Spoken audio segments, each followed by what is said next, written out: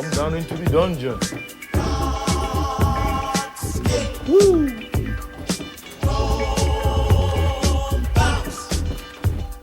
This is basically more or less the bulk of my collection.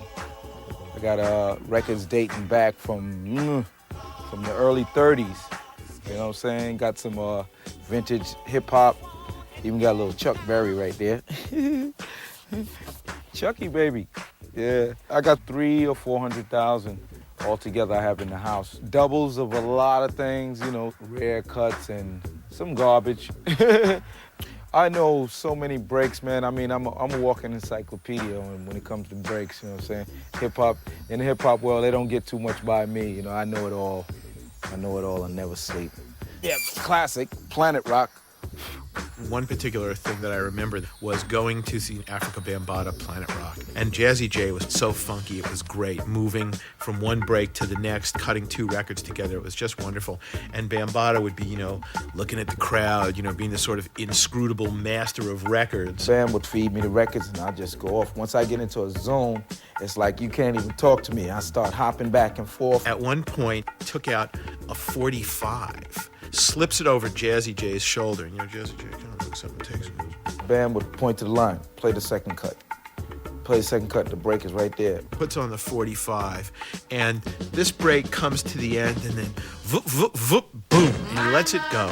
And I was sitting there, I was like, wait a minute, what? And it was the opening break from the Shirley Ellis record, The Clapping Song, which I think the last time I heard that, I was 9. And I really liked it when I was 9. And all of a sudden, everybody's dancing to this funky break, and I thought, that's fucking amazing. Africa Bambaataa, master of records.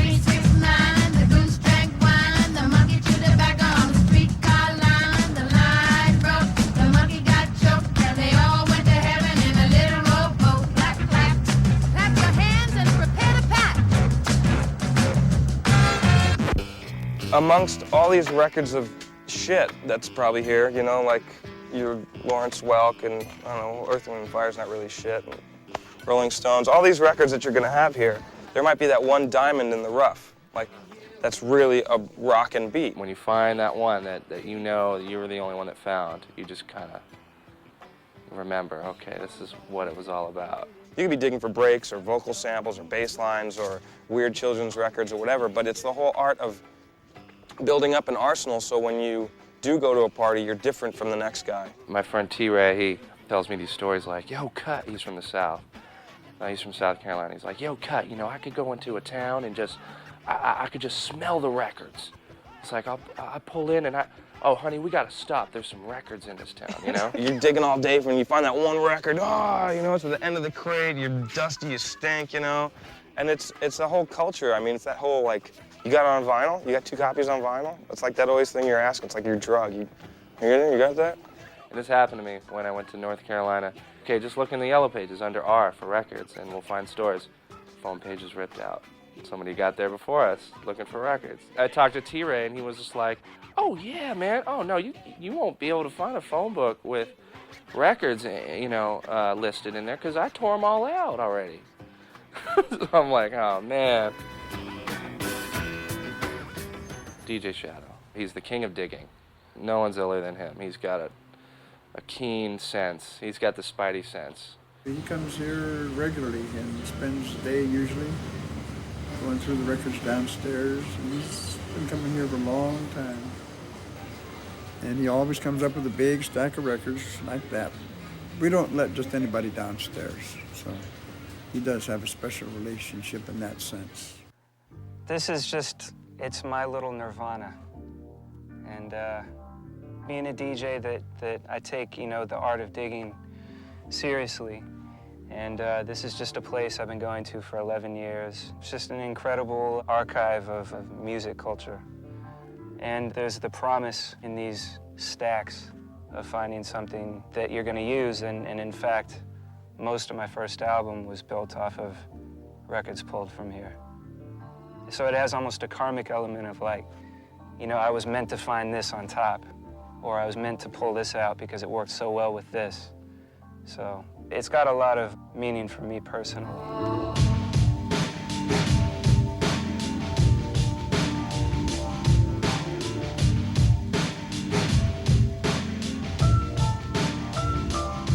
and my buddy Stan that I used to dig with. He was a graffiti writer. We used to come here just looking for things like, you know, Incredible Bongo Band and stuff.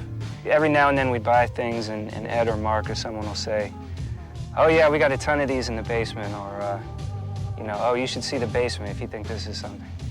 So after like 5 years of hearing this, I just decided to can I just take a look? And we came down here, and I couldn't believe that there was still something like this, a cache this large, and the fact that it's relatively untouched.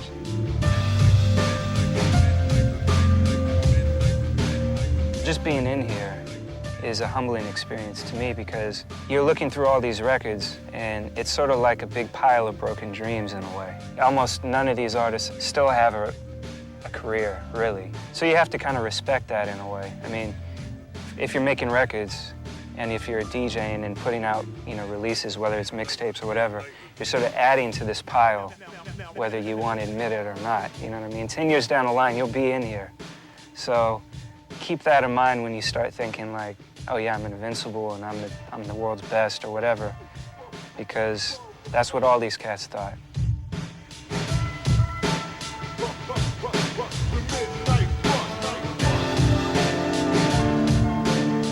Over here is where I was digging, and there was a mummified bat under one of the records. That was nice. Watch your step here. You smell the gas? It smells like gas. I guess that's just the records.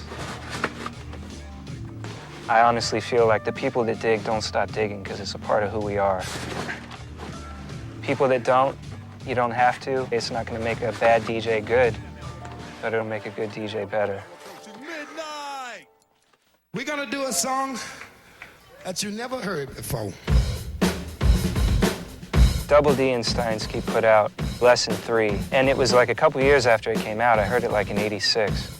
And this was essentially like literally a lesson in all the old breaks being played by themselves from front to back in order, a cohesive way that just, you know, it was groundbreaking. The torch has been passed to a new generation of Americans. Lesson 3. It was a fusing of a lot of funk music and being able to take all these spoken word elements. And it became this increasing series of left turns where all of a sudden it was like, oh yeah, right, man, great. This is like, we can put Humphrey Bogart over this, and I have this seance record that we can use. When I heard that, that was, I mean, over the years, I always kept referencing that track. So when it came time for me to make my first record, I called it Lesson 4. And just so happened that a few hundred miles away, Cut Chemist was doing the same thing for the same reasons. Lesson 2. That was the first time I've ever heard breaks, old records with drum beats on them. I listened to it and I was like, wow, this record was made entirely from records. And I just went bananas. I said, this is it. This is the missing piece, you know, to hip hop for me.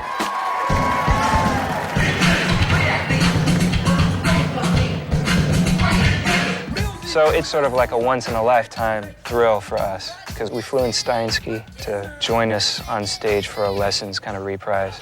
We're trying to use all the original records. I'm like a radio DJ, you know, as the first record ends, the next record begins. And these guys, they knew that these were studio creations. And they kind of looked at them as, oh, yes, this should be able to happen live, which is amazing to me because we never even thought about that. And say to them, what does it all mean?